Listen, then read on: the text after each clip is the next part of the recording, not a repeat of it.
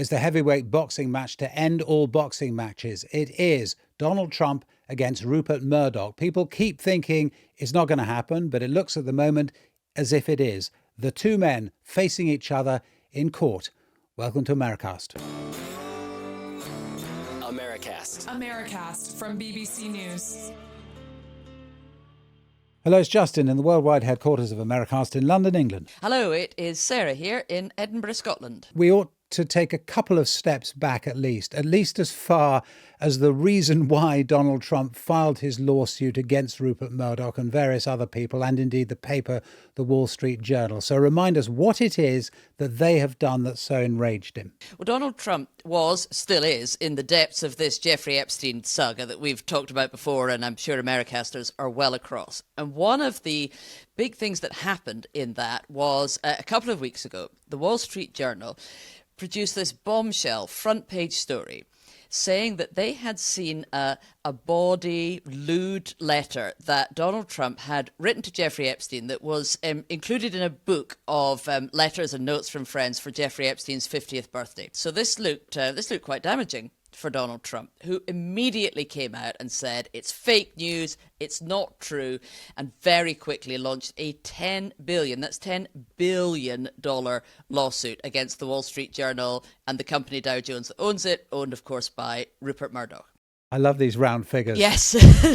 But I mean, 10 million might be the sort of number that you would take in a legal case like this. 10 billion is just absolutely ludicrous. But that was him launching a new war against the legacy media, basically, on this.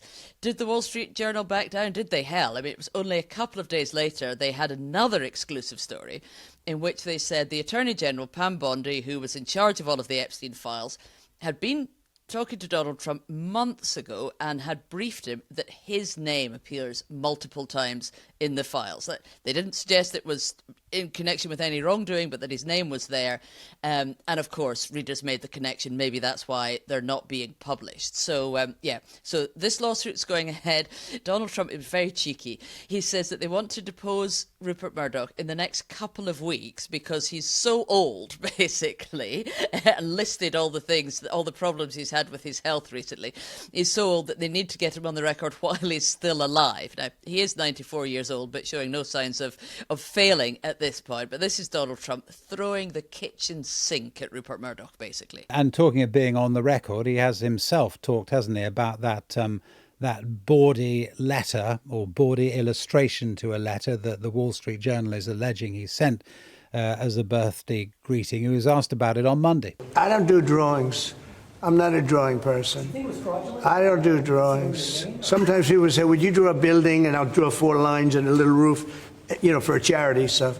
But I'm not a drawing person. I don't do drawings of women. That I can tell you. Interestingly, the Wall Street Journal have not actually published this letter. We haven't seen it or a copy of it, but what they described was that it is in a big, thick black pen, the outline of a naked woman, that the birthday message is typed inside that, and then it has the very familiar big scrawl with a black Sharpie of Donald Trump's signature.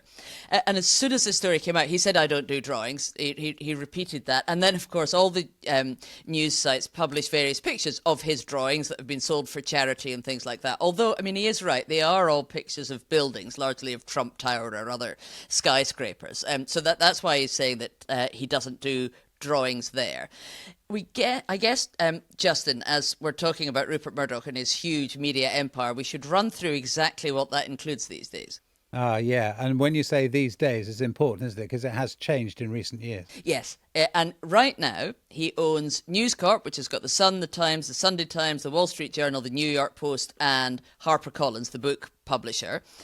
You'd think that would be enough, but no. There's the Fox Broadcasting Company, the Fox TV stations, Fox News, Business and Sports, which, of course, is where his crucial relationship with Donald Trump comes, and the way they've been frenemies over the years, as they're both tied to that American conservative news viewership that comes from Fox News that kind of made Donald Trump, but also made Rupert Murdoch millions, didn't it? He used to have 21st Century Fox, didn't he? And then that was acquired by Disney. And then there is a separate Fox Corporation. So is he still? What's his relationship, if any, now with Fox News? He still owns that as part of the Fox broadcasting company. The bits that were bought by Disney were more the entertainment parts of it all.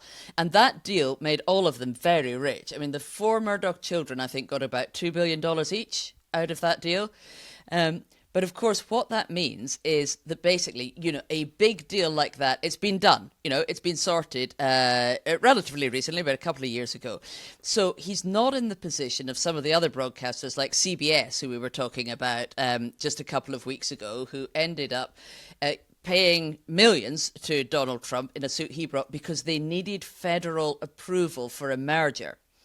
Rupert Murdoch's not looking for anything like that. The big deal he was going to do to cash out before the end of his life, that's been done when he made that sale to Disney. And that's something I'm going to talk a bit more about with David Yelland, who I'm going to be talking to later on about all of this. And the relationship itself, you can look back, can't you, at kind of key moments where they have plainly been close, but you can also look back at key moments from the more distant past when they haven't been close at all, where Murdoch has really regarded Donald Trump as a bit of an oik.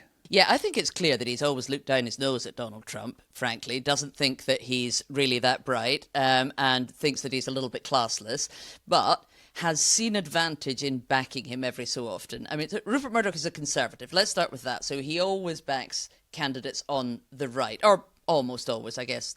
Look at his newspaper support for Tony Blair, actually, way back in 1997. But generally, he's supporting right-wing candidates. And he did get behind Donald Trump eventually in 2016, but didn't start out supporting him, I don't think, did he? And, and then again, soured on him enormously after January the 6th.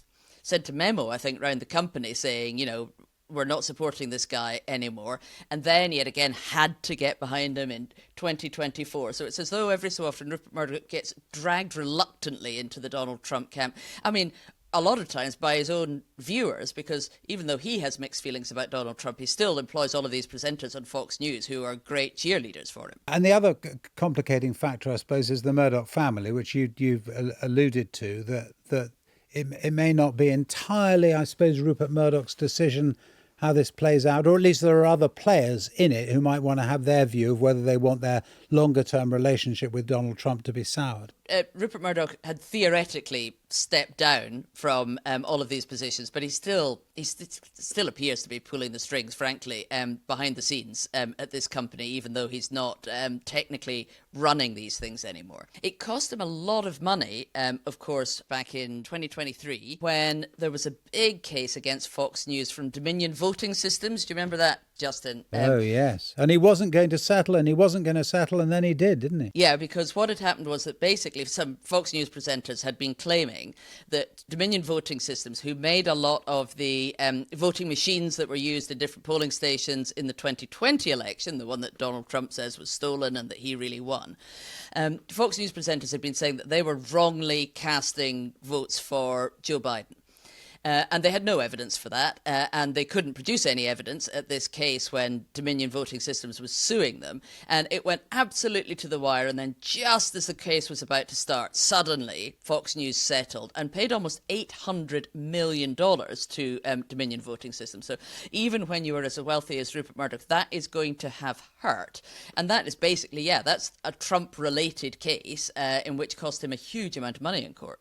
I mean, I suppose the assumption has been that somehow they just settle because this can't go to court because it doesn't look good for either of them. But as I said right at the beginning, at the moment it does look as if it is, doesn't it? Even if it doesn't go quite as swiftly as Donald Trump says he wants.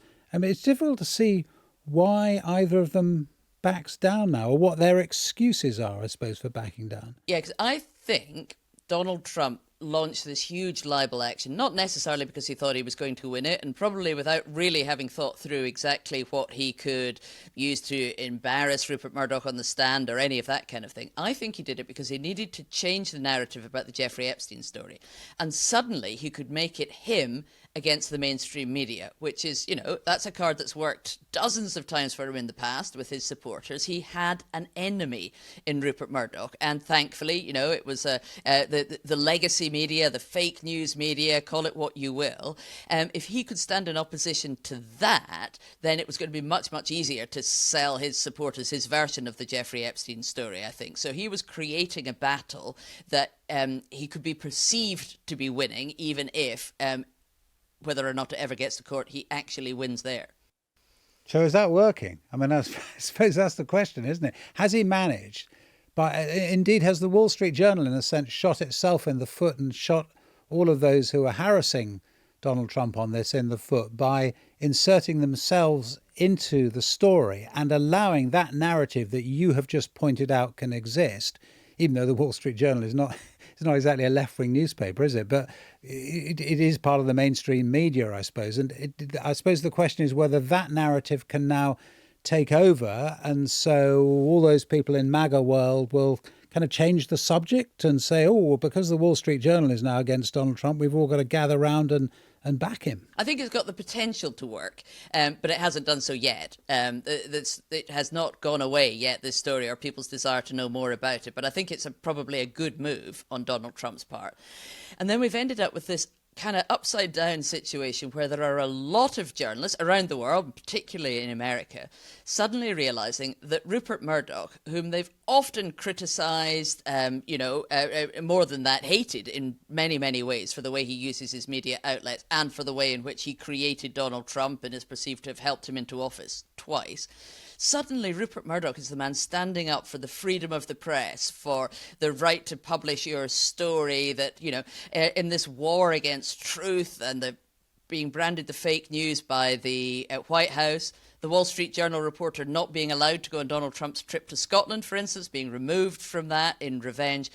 So who stands, as the godfather of truth and journalism? Rupert Murdoch? It's a very unlikely casting, isn't it? I mean, it is really interesting that, isn't it? That they've managed to get themselves into a position, the Murdoch people, where they are now fighting the good fight, as it were, as it will be seen certainly by the Democrats and by quite a lot of people who don't like Donald Trump and what he's doing, fighting the good fight for freedom almost. And the fact, as you say, that they chucked the reporter off the plane, not literally, I suppose, but didn't let them on the plane in the first place. All of that kind of plays into a narrative now that sees the Wall Street Journal, if you're in charge in the Wall Street Journal, whether you're Rupert Murdoch or whether you're more junior, you are now in a position where you're in a fight. I mean, I don't want to say a fight to the death, but you're in a pretty brutal fight now with the White House. And that's an interesting position to be in. And it's a fight, frankly, if you lose, it's not great. Yeah, and you need to know that Murdoch will back you all the way through this because, you don't want to be the editor who suddenly the corporation decides to settle for its own corporate reasons and admits some kind of wrongdoing, and suddenly you're the editor who looks as though they published a fake story. That would be an excruciating position to be put in. And she's a Brit, of course, Emma Turker, the editor of the Wall Street Journal, as so many editors of big things in America are at the moment. And I'm fascinated to know why they've never shown us this letter as well. I can only presume that they don't have a copy of it, that they've been shown it by somebody, maybe shown a screen grab of it or something like that, but don't actually have one themselves. So I don't know how much difference that will make in court or not, but the presumption is that it came from the Justice Department, that it came from those very Epstein files that the administration's refusing to publish, and that someone in the Justice Department showed it to a Wall Street Journal reporter without giving them a copy of it. So it'd be fascinating to find out some of that. And, there's every possibility that one of the other reasons Donald Trump wants to take this case is he wants to find out where the leak came from.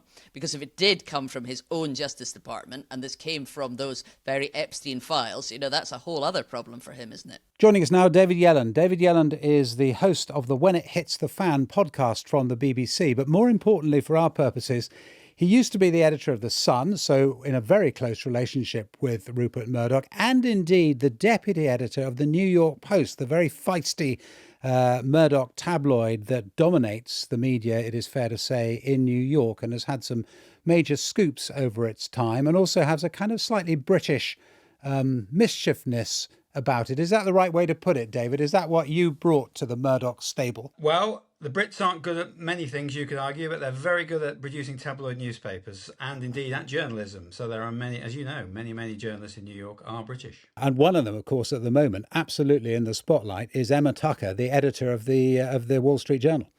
Absolutely right. She's front and centre in this. You know, as you will know, she's got a steeliness because you kind of got to have to edit a big newspaper in the Murdoch stable. And I'm wondering, you know, from your experience of having been an editor under Murdoch, has she taken the decision she has taken recently on her own, in cahoots with him? Is he on the phone? How does it work? Emma's very smart. She's very bright. And it's interesting that in Trump's Truth Social attack on the Journal, he mentions her, I think, 3 times. You know, he goes for her personally as well as for the Murdochs. So she is absolutely central to this. Yes, she is editor-in-chief and she is editing that paper with herself. She is the person that's responsible. If she's sensible and smart, which she is, she will have included Lachlan Murdoch in particular, who is the executive chairman, her boss, if you like. And on this occasion, she will definitely have included Rupert because, of course, we know that the president, Donald Trump, called Rupert before this story appeared. So it's quite clear that he would have been involved. So as a Murdoch editor, it works best if you keep the boss informed. No surprises. The day I got the job as editor of The Sun, the only thing I was told by Mr. Murdoch, which is what I would have called him then, was no surprises. So in that case, tell us about the decision that he has made, if we assume he has made it, to back her, to say to her, OK, it's a decent story, publish.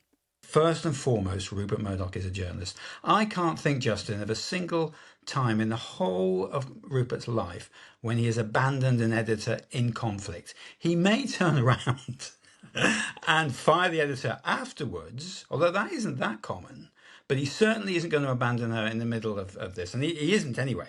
I mean, there's no way. So he will be, he'll be thinking also, if we don't go with this story, the New York Times might go with it, or CNBC, or the Washington Post, or someone else might go with the story. There's a competitive edge to this as well.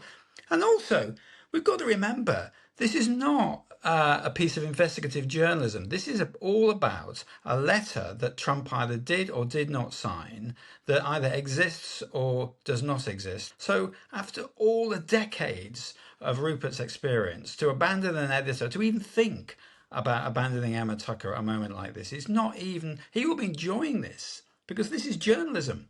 This is what he's here for. There's a thing called Trump derangement syndrome, isn't there? Which this podcast doesn't suffer from. I mean, we're happy to call Donald Trump out when he seems to be doing something weird or politically obtuse or whatever, or downright harmful to democracy. We're happy to talk about that, but we're also very happy, and we have said when he appears to be doing very well. And that also is the case, isn't it, with Murdoch? There are some people who just can't see any good in the man and don't understand what you've just explained to us. But it's really important to grasp it, isn't it? Because in this case, it explains why Donald Trump might have bitten off a little more than he thinks he can easily chew. They have known each other since 1976 when they were introduced by Roy Cohn, the famous fixer. Of course, infamous in many ways as well. Rupert had just acquired the Post, the New York Post, and Trump was coming up. And the year later, in 77, a column called Page 6 was invented or was set up on the New York Post, the most famous gossip column in America. Now, when I was deputy editor of the Post in the 90s, I would regularly take calls from Trump himself, particularly if I was editing, if the editor was away, late at night about Page 6. He would put things in Page 6. He used Page 6. Rupert made him famous. They did have a symbiotic relationship, which I heard Sarah say on Americast, and absolutely right, they did. But Rupert has never really bought Donald Trump 100%. He didn't back him in 2016. He backed him in the primary, but the New York Post did not back Trump then. They abandoned Trump midterm. They said that they started to turn on him. the Wall Street Journal has never endorsed Donald Trump. So, when I was on the Post, I was thinking about this morning. Murdoch did socially live in a world of real estate titans, people like the Rudins and the Solos in New York City. And his first employee in New York was a guy called Marty Singerman, a lovely man. Now, Marty knew all these real estate guys, but Trump was outside that circle. Trump was not invited into polite society then at all. And that's the thing that people don't quite understand. It wasn't until the noughties when Jared Kushner and Ivanka Trump became friends of Wendy Deng, when she was married to, when she was Wendy Murdoch, when she was married to Rupert. Ivanka actually managed the money for the two daughters, the two girls that they had. For many years, she was the trustee. And it was Wendy and Rupert that reintroduced Jared Kushner and Ivanka when they split up. They invited them onto their yacht and they got back together again. And the two daughters were flower girls at that wedding. And that is where the social link came. It came much, much later. But even after that, Rupert is sort of in a bit and out a bit, except for Fox News. Fox News built Trump. A guy called Roger Ailes, who died in 2017, who set up Fox News in, I think it was 1996. I was on the Post at the time. I remember that very well. And it was Roger that built Trump. And what has actually happened, Justin, is this. Trump and Fox News are better at populism than Rupert ever was. But from the Trump perspective and understanding, you don't know Trump as well, although plainly you've talked to him on the phone when you were in an important position in New York. But from the Trump perspective, has he just misunderstood this then? Because I don't understand why Trump seems to believe that Murdoch will fold in the way that Paramount folded over CBS and various other, and all the universities seem to be folding and everyone else is folding. Why does he think Murdoch would? You put your finger on it, Justin. Everyone else is folding, just about. So he thinks that Rupert will. But he's miscalculated on one major thing. Murdoch has sold 21st Century Fox. He sold it for $70 billion a few years ago. All that's left are the newspapers and Fox News. So the Murdochs don't need the federal government in the way that, Paramount, they want to do this deal, so they had to settle at CBS. So the Murdochs, they've got 100 billion plus in their pockets. They've sold most of their company. Journalism is all that's left there. Do they really, so they don't need him. Do you think Rupert Murdoch has it in him now to go to court? Because the other thing that people have been saying is, he would be deposed, to use that technical legal term. He'd have to go to court and all sorts of things would have to be revealed, etc., and he might not have the stomach for it. And indeed, health-wise, is he up to doing it? Well, I saw the implication from the statement from Trump's lawyers was that he might not. And I think that's absolutely ridiculous. I mean, Murdoch has been sued by the best of them for decades. This is a straight up and down story about a document that he will have seen. If it exists, he will have seen it for sure. So all he's got to do is say in the deposition to his own lawyers what the facts are. As I said earlier, this is not investigative journalism. This is a story about a piece of paper, a digital version of a piece of paper that, Caroline Leavitt in the White House says doesn't exist. Trump says doesn't exist. It either exists or it doesn't. I mean, and if it does exist, then I don't think a deposition would be much water for duck's back, frankly. David, it's a real pleasure to talk to you. Thank you so much. That's it for today. If you want to listen to our other episodes of the podcast, and there are many of them now, you can do it wherever you get your podcasts. Bye-bye.